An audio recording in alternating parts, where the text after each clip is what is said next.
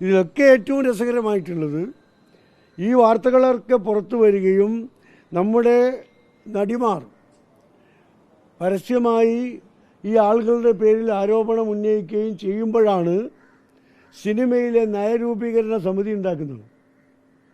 ആ സമിതിയിൽ വെച്ച രണ്ടാളുകൾ ഇതിൽ ഏറ്റവും കൂടുതൽ ആരോപണം നേരിടുന്നവരാണ്. ഉണ്ണികൃഷ്ണനാണെങ്കിലും മുകേഷ് ആണെങ്കിലും അവരെ വെച്ചുകൊണ്ടാണ് നയരൂപീകരണ സമിതി ഉണ്ടാക്കാൻ ഗവൺമെൻറ് മുന്നോട്ട് പോകുന്നത്. എന്ന് വെച്ചാൽ ആ നയം എന്തായിരിക്കും നമുക്കൊക്കെ അറിയാലോ. അവരുടെ നയങ്ങളാണ് സിനിമയിൽ പ്രാവർത്തികമാക്കാൻ പോകുന്നതെങ്കിൽ സിനിമ വ്യവസായത്തിന് വേറെ എന്തെങ്കിലും പേരിടലായിരിക്കും നന്നാവുക. പേര് ഞാൻ പറയുന്നില്ല. അപ്പം ഇത്തരമൊരു സാഹചര്യത്തിൽ ഇനിയെങ്കിലും ഗവൺമെൻറ് തെറ്റുകൾ സമ്മതിച്ച് ആ തെറ്റുകൾക്ക് ഉത്തരവാദിയായ ആളുകളെ മന്ത്രിസഭയിലും നിയമസഭയിലും ഒക്കെ കൂടെ നിൽക്കുന്ന ആളുകളെ ആ സ്ഥാനത്ത് നിന്ന് മാറാൻ പ്രേരിപ്പിക്കണം. ബഹുമാനപ്പെട്ട മുഖ്യമന്ത്രിക്ക് അതിൽ വളരെ വലിയൊരു പങ്ക് നിർവഹിക്കാനുണ്ട്. അദ്ദേഹമാണ് ചെയ്യേണ്ടത്. അദ്ദേഹം ആലോചിച്ച് നോക്കണം, ഈ ആളുകളെ ഈ സ്ഥാനത്തിരുത്താൻ യോഗ്യരാണോ, ഇനിയും എൻ്റെ കൂടെ ഇരിക്കണോ, എൻ്റെ മുന്നണിയിൽ ഇരിക്കണോ, എൻ്റെ പാർട്ടിയിൽ ഞങ്ങളുടെ ജനപ്രതിനിധികളായി ഇവരെ പുറത്ത് പ്രദർശിപ്പിക്കണോ എന്ന് തീരുമാനിക്കേണ്ടത് മുഖ്യമന്ത്രിയാണ്. അദ്ദേഹത്തിൻ്റെ ധാർമ്മികത മാത്രമല്ല, ഈ MLA-മാരുടെയും അതുപോലെ മന്ത്രിയുടെയും ഒക്കെ ധാർമ്മികത അവരെ മാറി നിൽക്കാൻ പ്രേരിപ്പിക്കുന്നില്ലെങ്കിൽ കുറിച്ച് നമുക്കെന്താ പറയാനുള്ളത്? അവരാണ് ചെയ്യേണ്ടത്.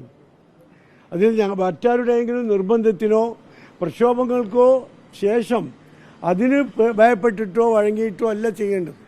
സ്വന്തം മനസാക്ഷിക്കനുസരിച്ച് അത് ചെയ്യണം. അപ്പോൾ അമ്മ രാജിവെച്ച് പോയി, നന്നായി. വളരെ വൈകിട്ടാണെങ്കിൽ നന്നായി. ഇത്തരം കാര്യങ്ങളൊക്കെ നടക്കുന്നതും ആരോപണങ്ങളും വന്നതൊക്കെ കുറേ കാലമായി നടന്നുകൊണ്ടിരിക്കുകയാണ്. അമ്മ എവിടെ ഇടപെട്ടത്? പ്രായോഗികമായി നിഷ്പക്ഷമായി ഇടപെടാൻ അമ്മയുടെ ഭാരവാഹികൾക്ക് സാധിച്ചോ? തികഞ്ഞ പരാജയമായിരുന്നു. ആ സിനിമാ മേഖല ജനങ്ങൾ വളരെ ഇഷ്ടപ്പെടുന്ന മേഖലയാണ്. ആ മേഖലയുടെ വിശ്വാസ്യതയും സാംസ്കാരിക തനിമയും സൂക്ഷിച്ചുകൊണ്ട് മുന്നോട്ട് കൊണ്ടുപോകാനുള്ള ഉത്തരവാദിത്തമായിരുന്നു അമ്മയെപ്പോലുള്ള സംഘടനകൾക്കുണ്ടായിരുന്നു. ഫെഫക്ക പോലുള്ള സാങ്കേതിക വിദഗ്ധരുടെ സംഘടനകൾക്കും. അവരൊന്നും അത് നിർവഹിച്ചില്ല. അതിൻ്റെ ഫലമായി രൂക്ഷമായ വിമർശനങ്ങളും വന്നപ്പോഴാണ് മനസാക്ഷിക്കൊത്തുകൊണ്ടായിരിക്കാൻ രാജിവെച്ച് പോയത്. നന്നായി. ഇനിയെങ്കിലും ഈ മേഖലയിൽ ഇത്തരം സംഭവങ്ങളില്ലാത്ത ഒരു തൊഴിൽ മേഖലയിലും നമ്മുടെ സഹോദരിമാർ ചൂഷണം ചെയ്യപ്പെടാൻ പാടില്ല. തൊഴിലിൽ നിൽക്കണമെങ്കിൽ ആ മേലധികാരികൾക്കും കൂടെയുള്ളവർക്കും സാങ്കേതിക പ്രവർത്തകർക്കടക്കം വഴങ്ങിക്കൊടുക്കണം എന്നൊരു സാഹചര്യം വന്നാൽ നമ്മുടെ സഹോദരിമാരുടെ സ്ഥിതി എന്താ? പ്രത്യേകിച്ച് ഇടതുപക്ഷം ഭരിക്കുമ്പോൾ ഇടതുപക്ഷത്തിൻ്റെ പ്രത്യേക സന്ദേശം എന്താ അവർ കൊടുക്കുന്നത്? എപ്പോഴും പറയുന്നത് സ്ത്രീപക്ഷമാണെന്നാ. ഇടതുപക്ഷം സ്ത്രീപക്ഷം. നമ്മൾ കണ്ടല്ലോ ഈ സ്ത്രീപക്ഷം എന്താന്ന്. ഇത്രയധികം സ്ത്രീകൾ അപമാനിക്കപ്പെട്ട, ചൂഷണം ചെയ്യപ്പെട്ട ഒരു കാലഘട്ടം ഉണ്ടായിട്ടില്ല, ഒരു മേഖല ഉണ്ടായിട്ടില്ല എന്നുള്ളൊരവസ്ഥയാണുള്ളത്. അതുകൊണ്ട് തന്നെ ഗൗരവതരമായി ബന്ധപ്പെട്ട ആളുകൾ, മുഖ്യമന്ത്രി ഇടപെട്ട് മന്ത്രിയായിരുന്നാലും MLA ആയിരുന്നാലും മറ്റാരായിരുന്നാലും അവർക്ക് ആ മേഖലയിൽ അവർ വഹിക്കുന്ന സ്ഥാനത്തിരിക്കാൻ അർഹരല്ല എന്ന് മുഖ്യമന്ത്രി അവരെ പറഞ്ഞ് ബോധ്യപ്പെടുത്തണം. ഇടതുമുന്നണിയിലെ ഏറ്റവും പ്രബല രണ്ടാമത്തെ കക്ഷിയായ CPIയുടെ അഖിലേന്ത്യാ നേതാവ് പറഞ്ഞ പോലെ ഒരു നിമിഷം പോലും ആ സ്ഥാനങ്ങളിൽ തുടരാൻ അവർക്ക് അർഹതയില്ല എന്നുള്ള ശ്രീമതി ആനി രാജയുടെ പ്രസ്താവന, അതെങ്കിലും ഇടതുപക്ഷവും മുഖ്യമന്ത്രിയും സ്വീകരിക്കണം എന്ന് ഞങ്ങൾക്ക് പറയാനുള്ളൂ. ഈ പ്രതികരണം തേടിയ മാധ്യമപ്രവർത്തകർ സുരേഷ് ഗോപി കൈകാര്യം ചെയ്യുന്ന ഒരു സാഹചര്യം കഴിഞ്ഞ ദിവസം ഉണ്ടായിരുന്നു. പിന്നീട് ഇവർക്കെതിരെ മാധ്യമപത്രത്തിൽ സുരേഷ് ഗോപി പരാതി കേസെടുക്കുന്നു. ഒരു മിനിസ്റ്റർക്കോ അല്ലെങ്കിൽ ജനപ്രതിനിധി ചേർന്നതാണ്. മിനിസ്റ്റർക്കോ ജനപ്രതിനിധിക്കോ മാത്രമല്ല, ഒരു മനുഷ്യന് ചേർന്നതല്ല. ഇപ്പം എന്തൊക്കെ പ്രകോപനങ്ങൾ ഉണ്ടാക്കുന്ന ചോദ്യങ്ങൾ നിങ്ങൾ ചോദിക്കാറുണ്ട്. അതിന് മറുപടി പറയാൻ കഴിയുമെങ്കിൽ പറയാ, ഇല്ലെങ്കിൽ മറുപടി പറയുന്നില്ല എന്ന് പറഞ്ഞാൽ നിങ്ങളൊന്നും ചെയ്യില്ലല്ലോ.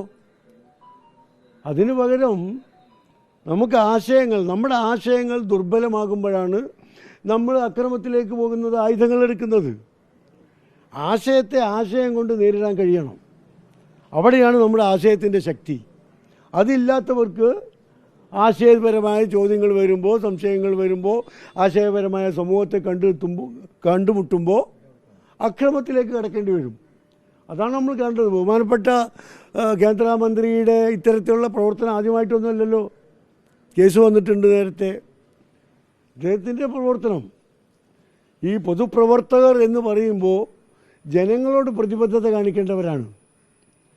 ആ ജനങ്ങളും പൊതുപ്രവർത്തകരും തമ്മിലുള്ള ലിങ്കാണ് മാധ്യമം.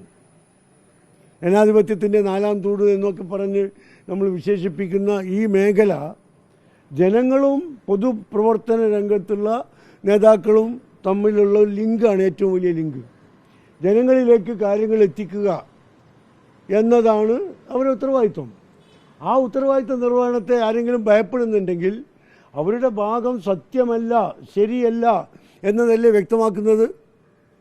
അതൊക്കെ കഴിഞ്ഞിട്ട് അധികാരം ഉപയോഗിച്ച്, സ്വാധീനം ഉപയോഗിച്ച് കള്ളക്കേസ് ഉണ്ടാക്കുകയും ചെയ്യുകയാണ്. അത് കേരളീയ സമൂഹം മനസ്സിലാക്കും എന്ന് തന്നെയാണ് എൻ്റെ വിശ്വാസം.